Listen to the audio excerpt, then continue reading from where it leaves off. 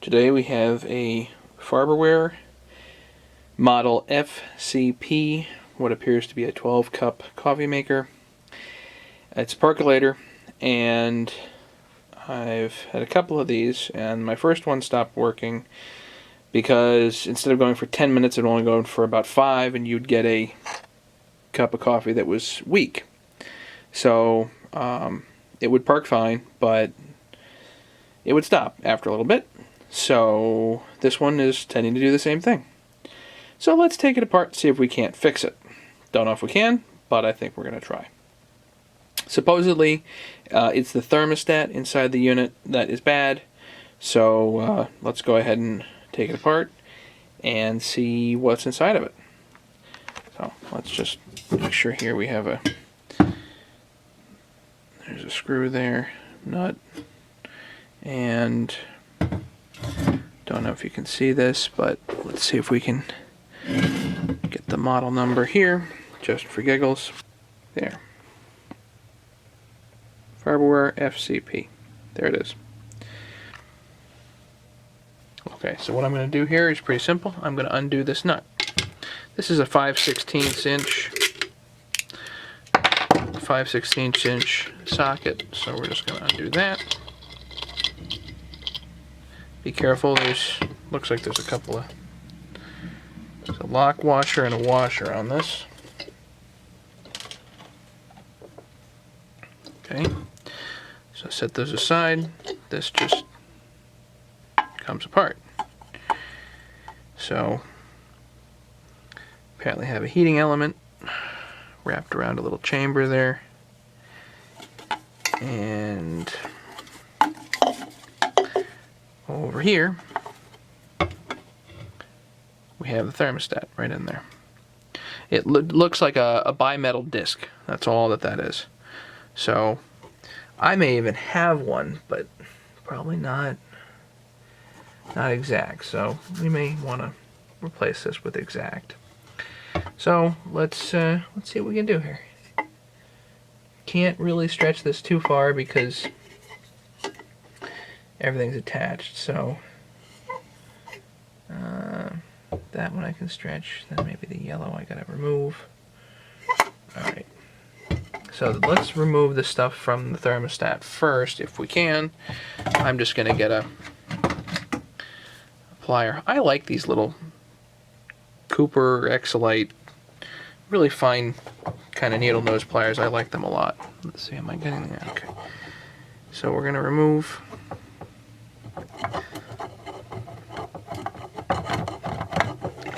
that from the thermostat. Let's see if we can.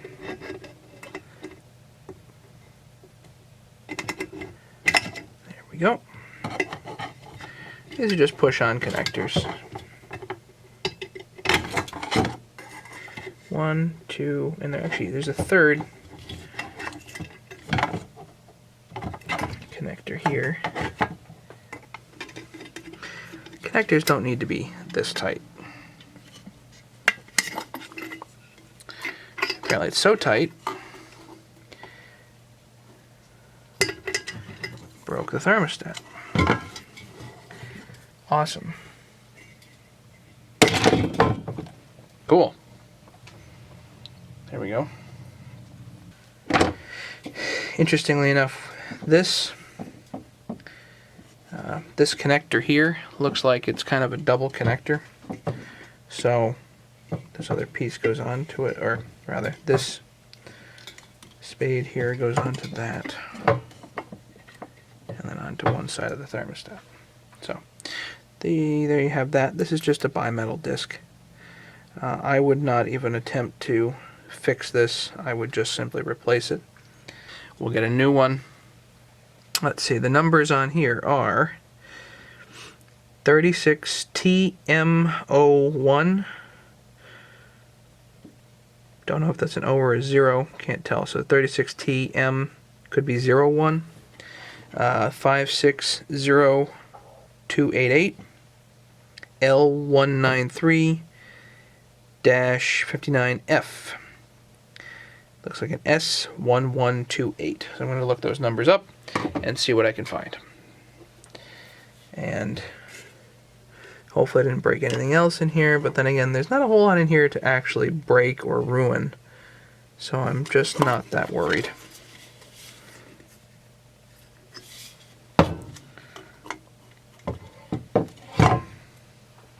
This here is a spring clip, by the way. It actually is what holds the thermostat down to the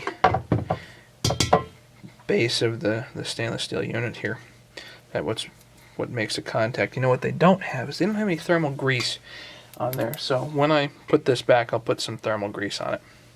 It's white stuff, and I'll show you what that is. Okay, well, let's see if we can get this to function when I get a new part. So I'm going to do a little time travel here, and eventually when I order the new part, we'll put it in. I'll get a video of that and make the whole video all together. Okay, bye. There we go. There's my autofocus. Okay, so what we have here is the old thermostat. This is actually a bimetal switch. At a certain temperature, this either clicks on or off, depending on if this is normally open or normally closed. So a normally open circuit is, in this case, would be something that probably at, say, room temperature, these two contacts are not electrically conductive, and as soon as this clicks, if it reaches a certain temperature, then they become conductive. That would be a, say, normally open circuit. Normally closed would be when if these are electrically conductive at room temperature, and then as soon as the bimetal switch in here clicks, then suddenly the circuit is broken and then they become not conductive. So I don't know exactly how this switch is set up. It doesn't say on here, but I don't have exact specs on them, and apparently those exact specs are not available online. It looks just like a bimetal switch. I just don't know what temperature it's supposed to switch on or off at or what have you. So I'm going to have my daughter come in and help, apparently. Are you going to come help, Maggie? Okay. So I'm going to open this here, see what we got from Goodman's. I already did 2 of these. And there they are. So what we have here are a couple of switches. So let's open that and see what we got.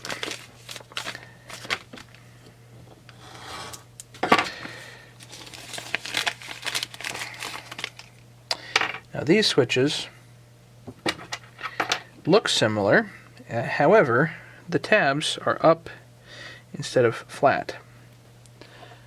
So the new ones are up instead of flat. I don't think it rightly matters. I don't think it's going to really matter very much at all for what we're doing. So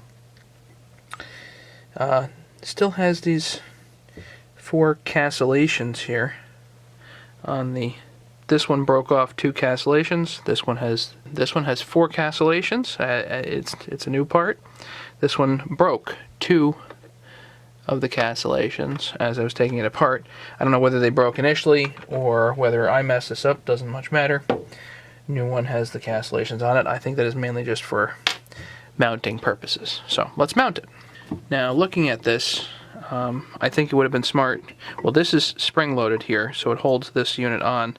I think it would have been smart to undo the screw and undo the spring-loaded part to begin with. That way the cancellations don't break.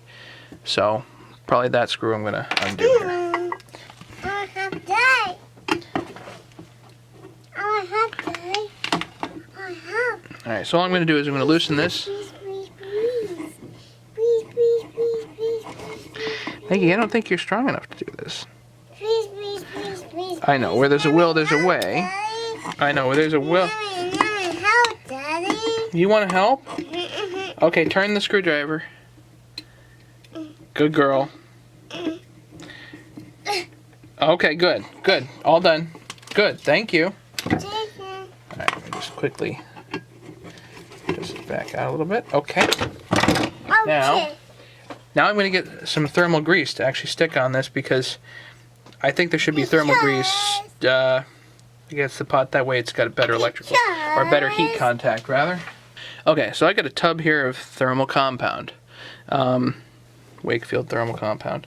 I happen to have this because of other electronics that I do, but you can use stuff that you use on a computer chip. That would probably work too. Or just do it dry. But I'm going to throw this on here just just for giggles. So don't need much. A little goes a long way with thermal grease. Gonna put this on just a little dab on the back of this here. Now there's all kinds of theories on thermal grease, especially with computers. In this case, I'm just gonna not worry about most of that. Maybe just take this off.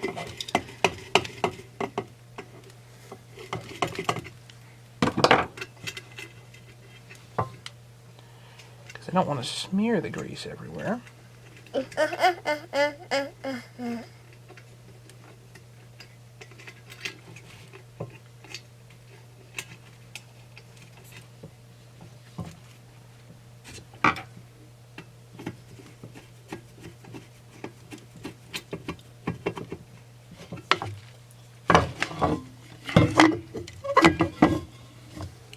Okay, so the spring-loaded part holds this down, and we'll see if this works. I'm going to tighten the screw pretty good.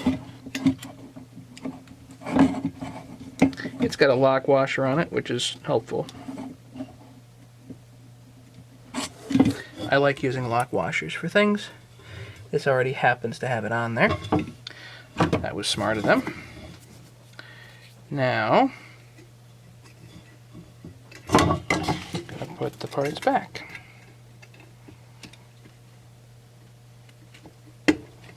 Now, see, that now sits awful high there.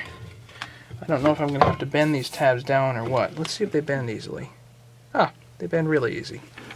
So bend it down a bit. What did they? Tabs bent down a little bit. What did they? What do you think? What did they? Okay.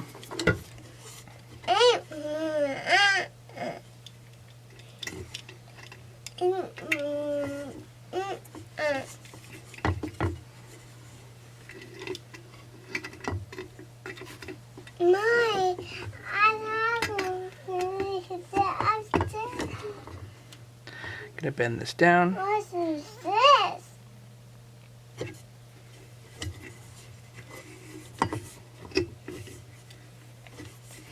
Daddy, why help?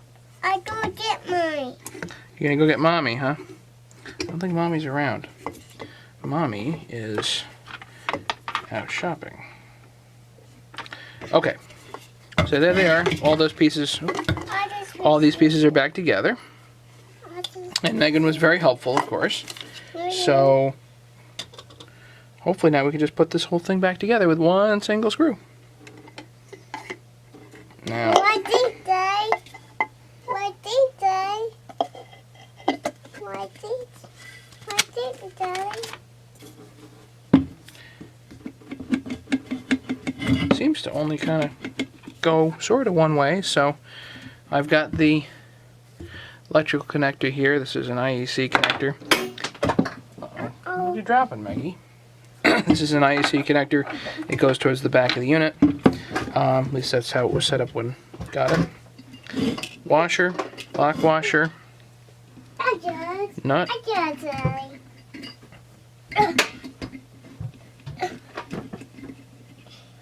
And here's my just 3/8, 5/16. Now, since I really doubt there's a torque spec available anywhere, there you go. Put it down and feel it. There's your coffee pot. Okay. Part numbers. Again, Goodman's here.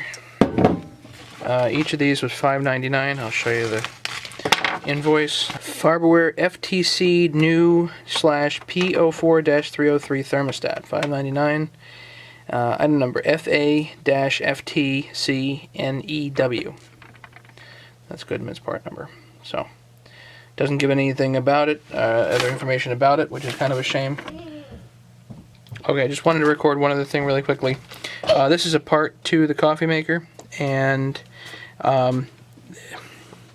this was always getting clogged. So you might be able to see the marks here. I just took a Dremel tool and right here just kind of brought the the edge back a little bit to open up the hole just a little bit more.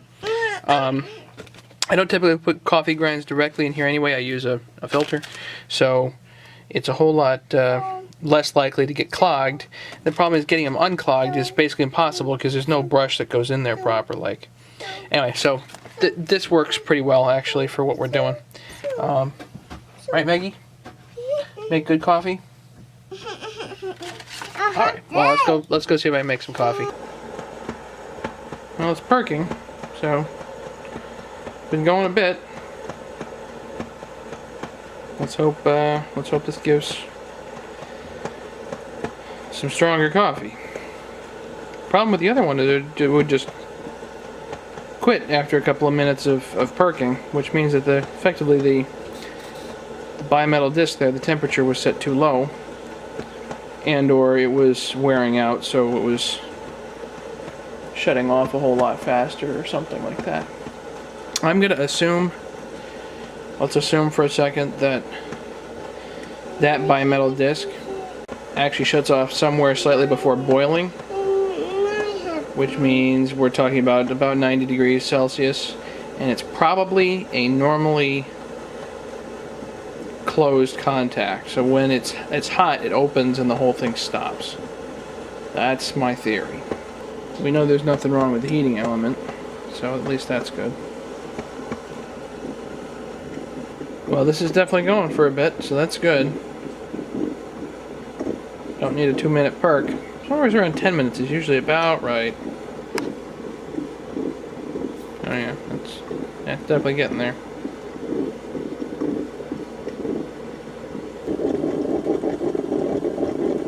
Wow, it's really going now. You got a more white cup here, so we can see how dark this comes out.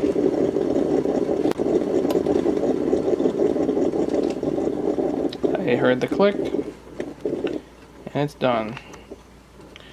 Alright, so what I'm going to do now is I'm going to unplug it, and let's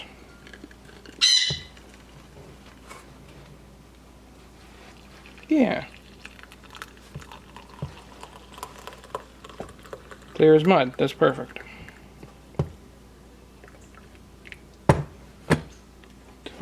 We can taste it and see how it goes. Obviously I'm not too good at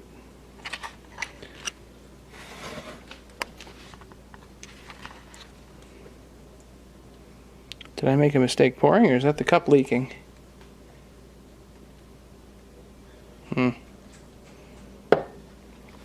Alright, so let's go ahead and taste it and see how it goes. But I think that's a normal perk cycle now. I'm at least happy with that. So I'll shut the video down for now. Thanks for watching. Don't forget to subscribe to my awesome YouTube videos. Thanks, bye. Okay, so I turned on the video here just to prove to people I'm not a bad pourer. This cup is cracked. Look at that crack down there. Oh well. I'll lose a cup. Bye.